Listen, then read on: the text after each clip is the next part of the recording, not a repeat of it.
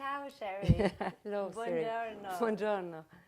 It's nice to have you here. We are in Italy. We are in Misano Adriatico. It's not as sunny as it should be. Yes, but so we can't go to the beach, but we can have a nice talk here.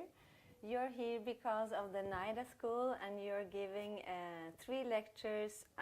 The theme and the title you have given to your lectures is Cities in Translation, Intersections of Language and Memory. And before you tell me about these intersections of language and memory and the theme of cities that you are working on and you have been working on in at least 2 books lately, I would like you to tell a little about your story. How did you come into translation? How did you start? I remember a book from 1988. It's already the theme of translation is there, mapping literature. That's right. The art and politics of translation. How did it start? First of all, there's something inevitable about being interested in translation when you live in a city like Montreal. But in fact, I became interested in translation professionally because I was hired. I was given a job in translation. It wasn't something that I was necessarily predestined to become interested in professionally because I studied literature. I studied comparative literature. But translation, as you know, was not necessarily a topic that came up in our studies or in our teaching. But it just so happened that I was hired to teach translation. It was quite as simple as that. And I got the job because I had had a side job for many years teaching translation. So it was totally serendipitous. I just happened to fall into this job. And then I thought, and at the time, the job I was given was a contract, and we weren't obliged to do research. But I thought, you know, this is quite interesting.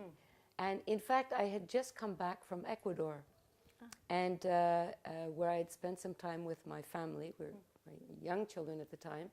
We'd spent 6 months there.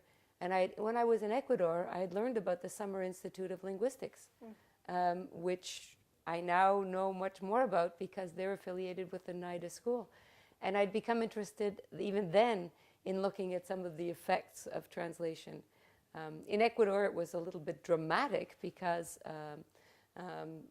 this was a very sensitive area because the Summer Institute of Linguistics were missionaries working with indigenous peoples in the Amazon. So quite, there were a number of things that came together. Getting this job to teach translation, but also having had the experience of seeing how translation operates in the real world in Ecuador and seeing how sensitive something like Bible translation could be in a country which was a little bit wary about foreigners intervening into their very sensitive areas, like the jungle. Of course. So then coming back to Montreal, you had a new perspective on translation and deeper, more attentive to all the contradictions. Yes, it became very clear. It became very clear that there was a political dimension to translation. But that again, studying translation in Canada or seeing how translation worked in Canada, that again, the political dimension very quickly came to the surface because in Canada we have a policy of official bilingualism, which means that the country, the institutions of the nation speak 2 languages. It doesn't mean that individuals speak 2 languages. But in order for this image of equality to exist, there needs to be a very active and effective translation machine working to ensure that this face of bilingualism, official bilingualism, works. And it turns out that in order for us to have this mirror image translation where everything that the government does is both in English and in French. In fact, 90% of translation goes from English into French.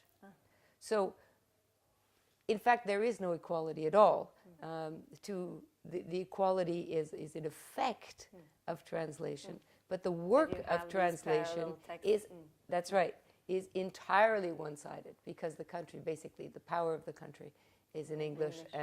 And it's a gesture to the Francophone minority. It's an important minority, and it's a politically active one. And it's not, the government doesn't do this, for the beaux yeux. It's not a gesture of benevolence. It's a gesture of keeping the country together.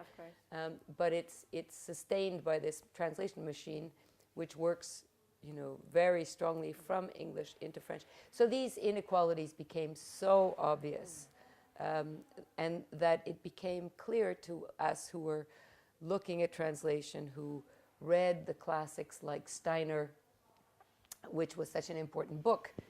In his book was in 1970 something, 1975.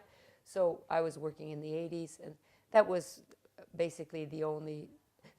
There was other work that was coming out, but the lack of a political dimension was so obvious for those of us who lived in these situations. So it's no accident that translation studies, as we know, emerged in countries which were living these inequalities, whether it be countries of small languages like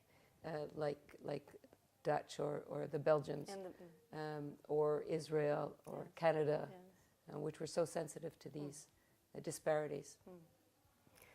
But then you did some work in Quebec, so the French area, and then another political dimension came out, gender, feminism. Yes. Feminine writing. Yes. Can you tell me something about that?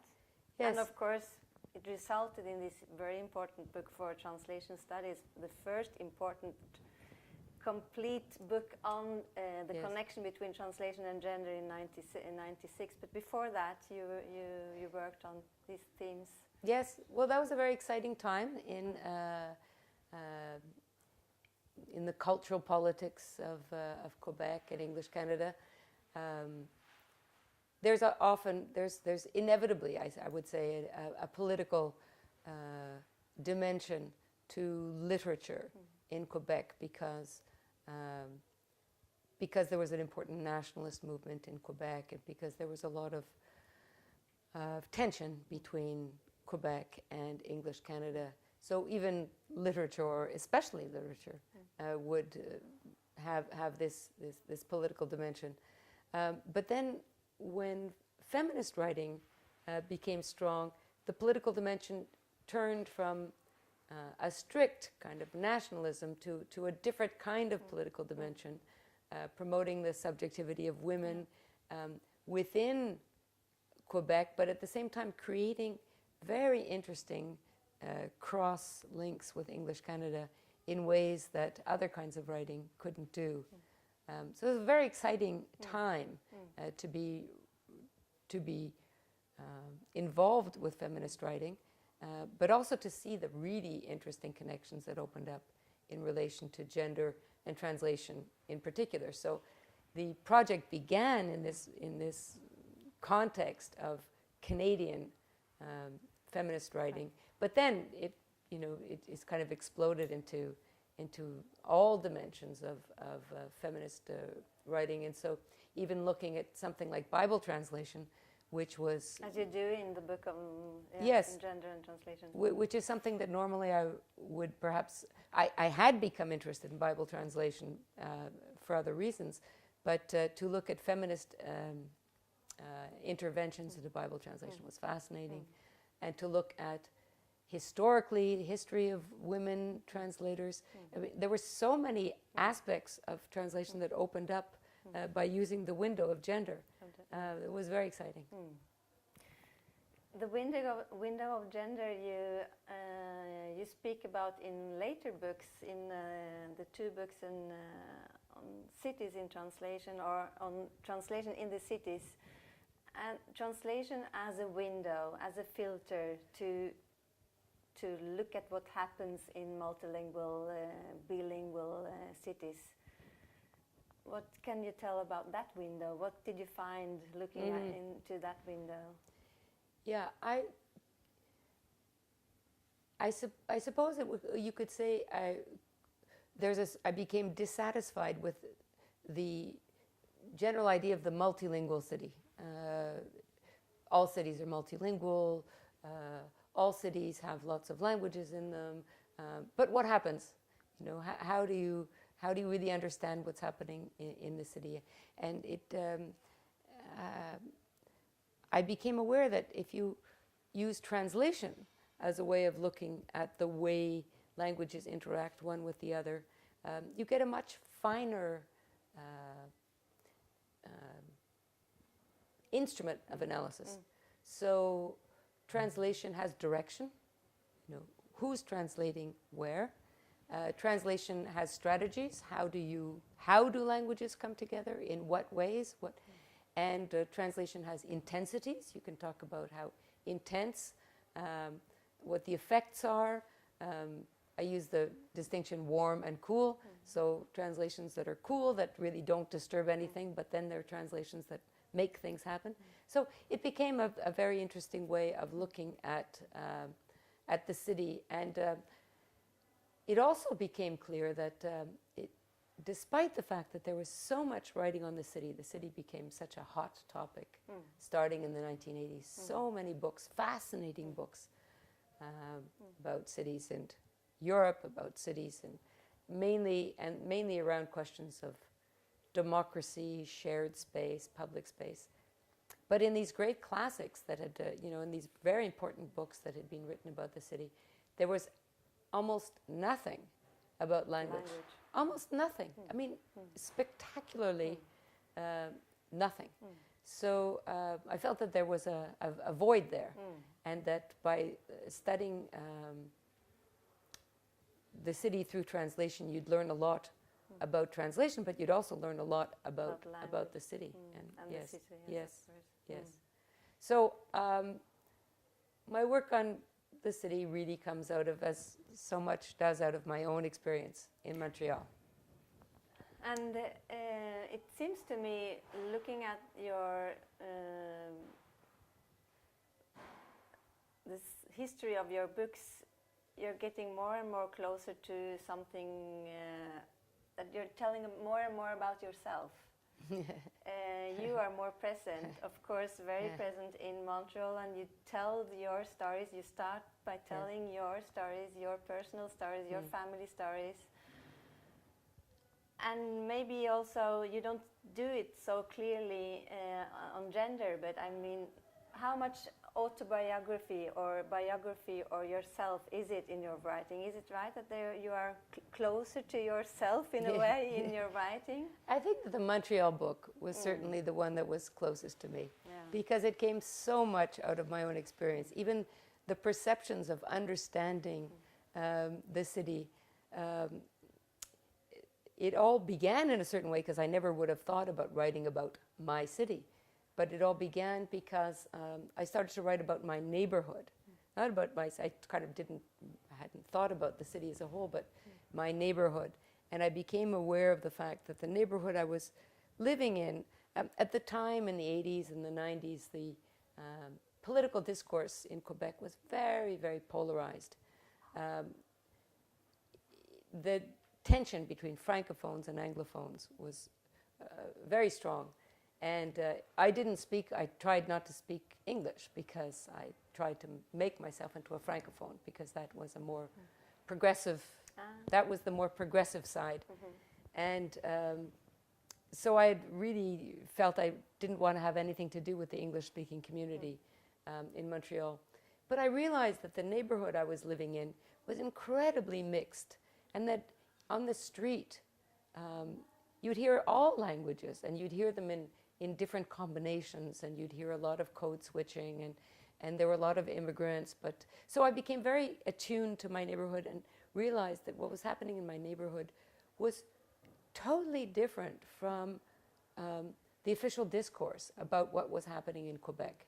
The official discourse and what you read in the newspapers every day was all about the tension between English and French, and was all about Quebec nationalism versus Canadian federalism. But when you looked at the transactions that were happening on street corners, they were so different. And it was just kind of an epiphany one day, and I said, this is really what's happening. This is what's happening, not, this is what's real. So I started to look at my city in those terms, and I realized that, yes, maybe the neighborhood I was looking for was kind of an island that was, it was very much a contact zone because it was in the center of the city and it was in the traditional contact zone. But that if you explored different areas of the city, you'd probably get different kinds of configurations too. So I started with my neighborhood. I started with my street. I started with my family. So, and then it got larger and larger. So the Montreal book expresses a lot of what was my reality. And then you saw through that book that maybe the centrality of cities connected to languages and connected to translation. So then you started to discover other cities and exploring other cities. Well, the obvious question was, is Montreal sui generis? Are there other cities that have this intensity of language exchange, and what can be learned from Montreal in relation to other cities and with other cities in relation to Montreal? The cities I chose were, in a way, again, I guess you could say it's personal in a certain way, because why those cities and not others? But I was looking for cities which had this central tension in them between two languages, but two languages that felt very much that they were at home on city space. So that's very different from New York or Toronto or Paris or most capital cities. You have many, many languages, but there's no question about which is the dominant language. Whereas in Barcelona, every day there's tension about which is the dominant language. Barcelona is the one that's certainly closest to Montreal.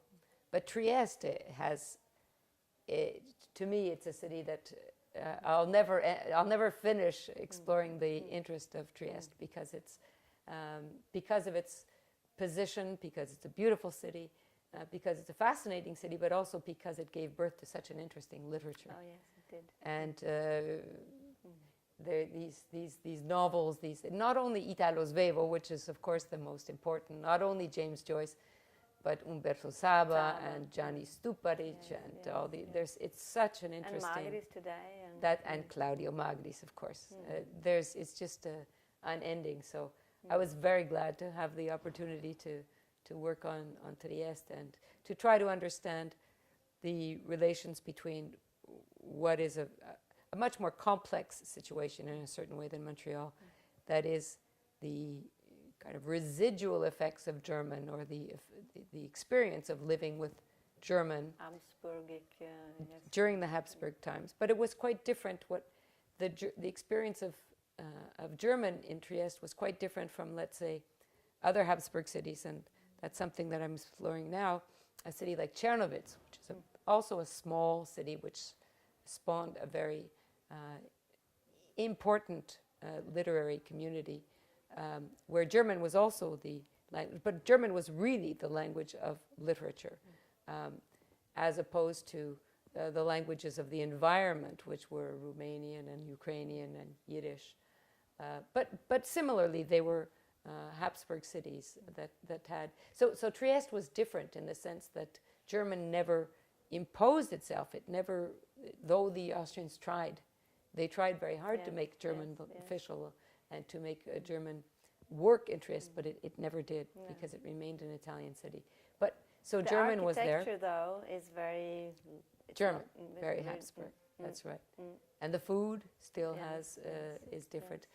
But of course, then there's the third element, which is the Slovenian language, which is more and more a factor, I think, and becoming more recognized as in. So that's the configuration of languages in Trieste is it's very interesting. Yes. very interesting and very unique. Yes, exactly. The geographic location also. At the fault line between three important cultural blocks. Yes. And towards something that has, from West European perspective, seen as East, something completely out, something else. That's right. Not so much today, of course, for European Union, etc. But until very recently, it was something that was. Yes. Well, it was practically the other side of the Iron Curtain. Yes. And in fact, the Second World War, until 1953, it was hanging in the balance whether it would go to the east or west. Yes. So it has experienced many borders. Yes. Exactly. Yeah. So you will go back to Trieste. Yes, I hope so. have that impression. You're not finished.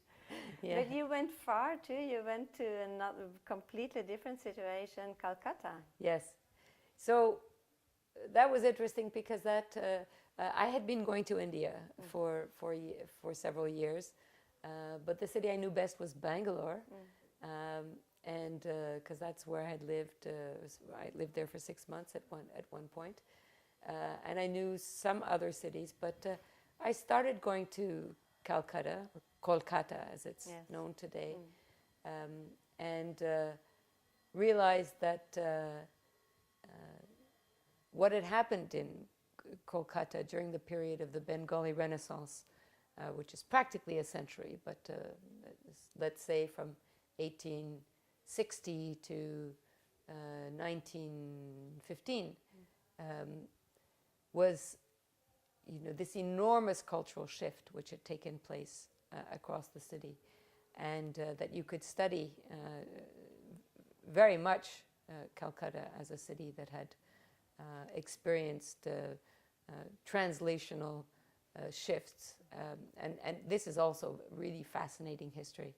The translators, the kinds of translations that happened there, in this very intense encounter between the British colonies, the British colonialists, and the Bengali nationalists, and how the relations between the two sides moved and shifted over 100 years. What's interesting in Calcutta was for me the spatial configuration too, the fact that there was a real line down the center of the city, which reminds me of Montreal, which is the typical configuration of the colonial city, where you have white town, black town, and in Calcutta it was quite referred to it quite in that way, and you had the same sort of setup in French colonial towns as well, white town, black town. But of course, this separation never stayed separated, and the kinds of connections and traffic from one side to the other become, the source of fascinating stories. And in Calcutta, I've just barely touched the surface because there was so much happening, whether it was scientific translation or literary translation or the birth of the novel, which is, to me, let's say the central event that happens during that time, where the novel emerges out of a contact with British novels. There hadn't been the novel form, but so someone like Bankim Chandra Chatterjee translates not novels, but the novel form. He tried to write the novel in English. It didn't work, and he decides to translate the novel form.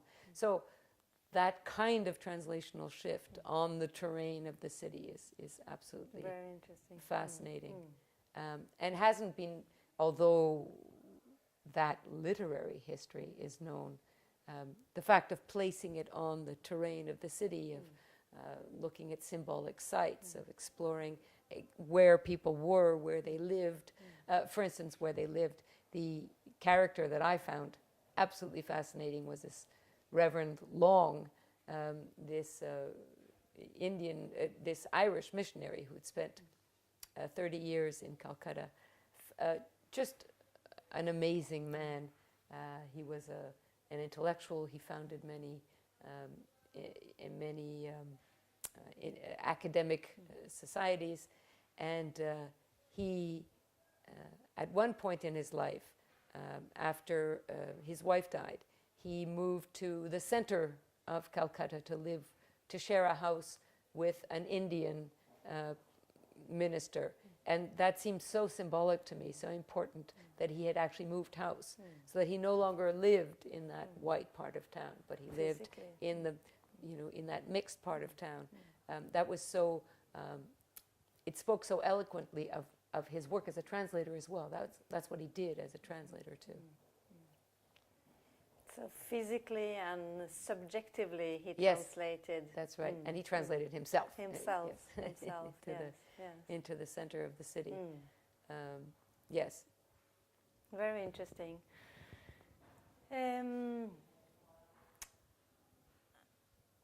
Maybe it's not so necessary that you, or do you want to just give a definition, short definition of what you're doing here in Misano these 3 days, through these 3 lectures, Cities in Translation, Intersections of Language and Memory. We have not been speaking much of memory. So what kind of intersections does memory have in this? Yes, actually I think the title I gave was Across Troubled Divides. Actually, that's right, yes, that's right. That's yes. Troubled divides, sort of mediators across troubled divides. So where I was, because the emphasis here is on gender, because the theme is culture and gender, I thought I would, put more of an emphasis on who are the mediators and what are the troubled divides. Memory is important and comes up in, in any work on language. Language is a carrier of memory, and so translation, of course, is the transmission of memory. What do we choose to remember? What do we choose to forget? And how testimony of memory too. Yes, yes. I think we haven't paid enough attention in translation studies to memory and memory studies. I think there have been a few attempts recently, and Bella Brodsky wrote a book referring specifically to memory. But I think there's an important intersection there to explore in terms of how translation and language are vectors of memory. And I've become particularly interested in how cities remember their linguistic past, because there are so many cities that have had linguistic makeovers.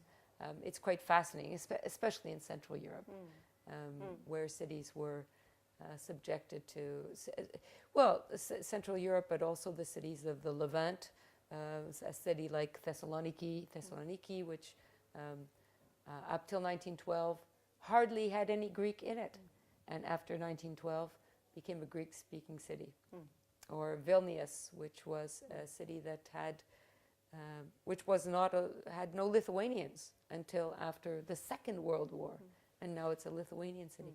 So how do you remember the languages that came before? How do you give back to the city some memory of that past? And how are they inscribed in the city? The answer is very little, because of course those were violent events, and they came about through violent happenings. So in many cases there's a resistance to memory. People do not want to remember. I think that's important to in relation to memory studies, that often memory comes about as a kind of a forced encounter with the past that many people do not want to deal with. So that's one aspect, I think, of memory is restoring to even acoustically. How could you bring back? It goes so fast. It's something that disappears and then doesn't. But then, translation is transmission, and what we choose to translate and what we don't. And in that sense, feminism is an interesting way to look at that. As how have women chosen to, in their work as translators, to transmit, to reconstitute, to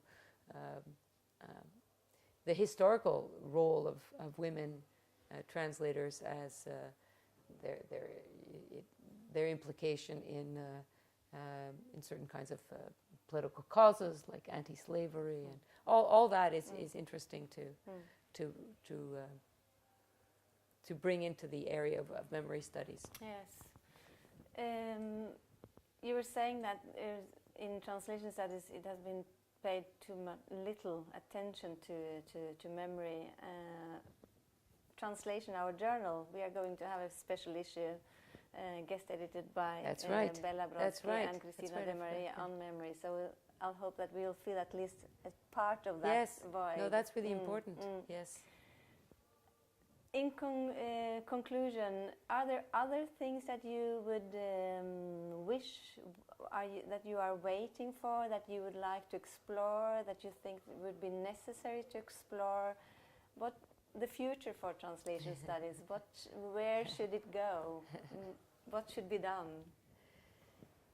Yes, I think I'm not as good at prognostics as looking at the past, maybe, but certainly I think that I remember reading I think in the interview that you did with Susan Bassnett, she was expressing her exasperation with a certain kind of model in translation studies that has become all too pat in a certain way, that there's a way of looking at maybe a certain kind of descriptive translation studies that has become a little too predictable in its ways of working, in its ways of analyzing translations. I think that period has been extremely rich, and it's given us a great deal in terms of restoring the value of translations as cultural documents, of the way that translations can tell us things about what's going on in our society. That's been immensely rich. But at the same time, I see a lot of exciting work in relation to cities, in relation to hopefully the continuation of a new generation of scholars who are interested in different aspects of feminist work. I see the work of Edwin Gensler and Michael Cronin looking at the sort of the broadest view of translation in its social and historical aspects, looking at specific case studies of Edwin's book about translation in the Americas, that's really exciting work. And I think there's the work being done also on web and web theory, the work being done on crowdsourcing. I think that's really interesting work as well, looking at the ways in which translation is really bursting its bounds in so many different ways, but the effects of the web are so important now, and are really revolutionizing our world in ways that are good and bad. I think my colleague Deborah Folleron is doing some very exciting work now in a journal called Translation Spaces as well, that's looking at translation in ways that we haven't been, breaking the boundaries and opening onto new ways. Thank you very much, Sherry. Thank you, Siri. Thank you so much for having me.